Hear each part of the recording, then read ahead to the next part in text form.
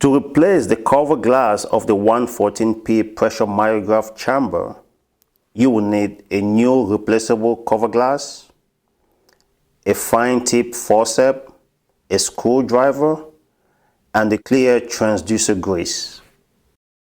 To access the cover glass, remove the P1 and P2 cannula as previously shown on our video showing how to change the cannula in the 114P pressure myograph. Loosen the screw from the P1 side. Now remove the cannula from the P1 side.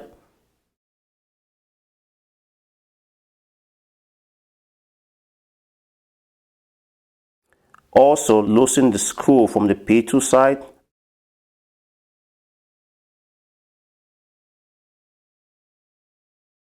Now remove the cannula from the P2 side. Using a fine tip forceps, gently lift the cover slip out of the chamber. Apply some clear transducer grease if needed. Gently apply the clear transducer grease around the cover glass opening.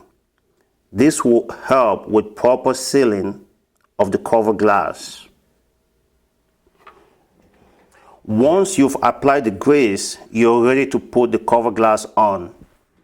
Next, place the new cover glass carefully over the cover glass opening. Gently apply pressure around the perimeter of the cover glass to ensure a tight seal.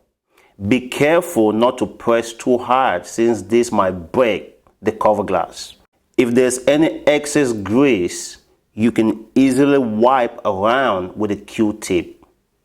Once your new cover glass is in place and well sealed, you could now put back your P1 and P2 cannulas. This completes the cover glass replacement